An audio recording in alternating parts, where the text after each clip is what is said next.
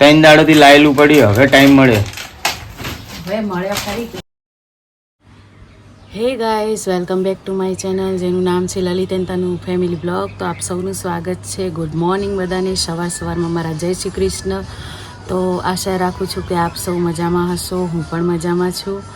તો મારા વિડીયોને લાઈક અને શેર કરવા માટે આપ સૌનો આભાર છે, કેમ કે ઘણા બધા મિત્રો મારા યુટ્યુબ ચેનલ પર જોડાઈ ચૂક્યા છે. તો ખરેખર દિલથી ખુશી થાય છે કે આપ સૌ આવો સપોર્ટ કરી રહ્યા છો. તો મિત્રો, થઈ ગઈ છે સવાર અમારી અને તનુ લાગી ગયા ધંધે. ટિફિનની તૈયારી થાય. સવારમાં એકવાર તો વધ્યું, સવાર પૌવા બનાવીને આવ્યા. હાલ શું બનાવ્યું? ચોળાનું શાક અને રોટલી. બરાબર. બપોરના જમવાની તૈયારી.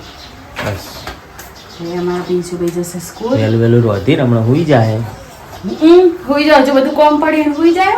હુઈ જાય કે હા, એ પોણી આવ્યું હતું. કરિયાણું લાવી તાંડું મેં કીધું તનું ભરી દે. ભરી દે.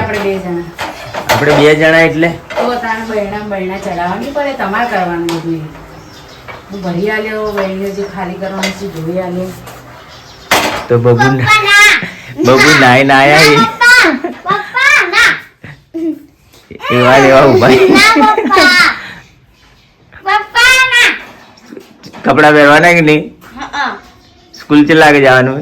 10 વાગે. હા, ફટાફટ કપડા પહેરો. અમારે બબુ દેખો,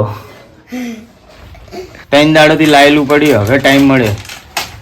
હવે મળ્યો ખરી કે એ મહત્વનું. તને જોર આવે, તને એમ કે હું કરું તો તારે મેળ આવે. એટલે તું રાહ જોઈને બેઠી. તમે કરી નાખ્યું હોત. મને ખબર હતી એટલે મેં હલકી ભરા કર્યું જ નહીં. એટલે જ મેં નહીં મૂક્યું. હાલ મેં કીધું દેખું કેટલા દાડા પડ્યું રાખે. જોર તો વાપડીને જબરું આવે. આ લાયા તો બધું તમારે કરવું નહીં. આ તમે લાયા તો કોના માટે? મારા માટે લાયા. એ તો બધું પછી સમય આવશે એટલે બનાવી દઈએ. પણ આ કેટલા દાડાથી પડ્યું હતું? આ 3 દાડાથી. તું રાહ જોઈને બેઠી હતી. મૂકું ને તારે ઠેકોણું આવત. તો તમે ના કરો આરામથી બધું કરો. તમે ના કરી કે ના કર્યું. આખરે અમારા માથે આવ્યું કે ગયા ખાવા એકલા પૂછો તો ખરી કોકને. હું ના નૂતરું આલુ. ચમ તમે મને નહીં કહેતા કે મને તો પૂછતાય ને? તો તમે ચમ બેહી જતા ના છે? એટલે છોકરાની એ વાત ના જોઈ, કોઈના બેહી ગયા એકલા. કંકુતરી લખું હેડો ખાવા. અમે નહીં કહેતા કે હેડો ખાવા, તમે ચમ બેહી જતા ને? કોઈ કહેતા નહીં. પ્રેમ વધે બે હાથે કહીએ ને તો ખબર પડે. આટલો ઘણો.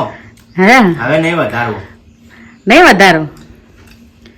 ક્યાં બને એમ તો કહો. ડાયાબિટીસ થઈ જાય. ખાવાનું જેવું બન્યું? સારું રેડી.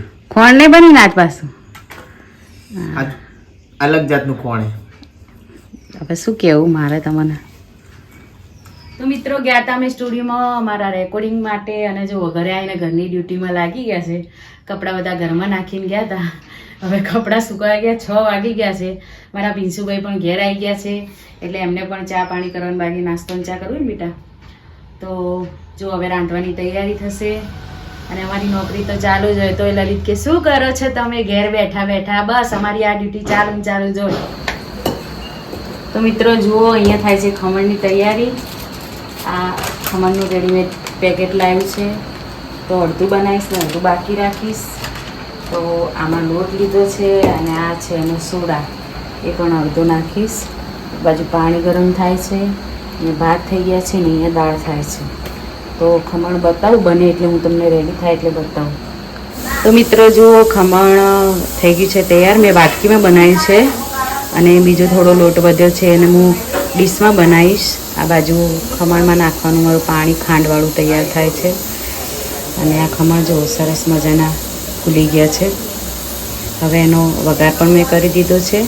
એ કાઢીને હવે પાણી અંદર નાખી દઈશ એટલે સરસ થઈ જશે બજાર જેવા ખમણ અમારા. તો મિત્રો જુઓ, ખમણ થઈ ગયા છે સરસ મજાના. જો વાટકીમાં બનાવ્યા તો પણ બહુ સરસ બન્યા છે. અને કોથમીર આપણે નાખી નથી કેમ કે અમે આ લોકો કાઢી દે. પણ જો સરસ બન્યા છે ને. અને બનાવ્યા છે મેં દાળ ભાત. અને હવે અમે જમી લઈશું. તો બસ આજના વિડીયોમાં આટલું. મળીએ પછી નેક્સ્ટ વિડીયોમાં. તો અમારા વિડીયોને લાઈક કરજો, શેર કરજો અને અમારા વિડીયોમાં કોમેન્ટ કરજો અને અમારી ચેનલને સબસ્ક્રાઈબ કરજો. બાય.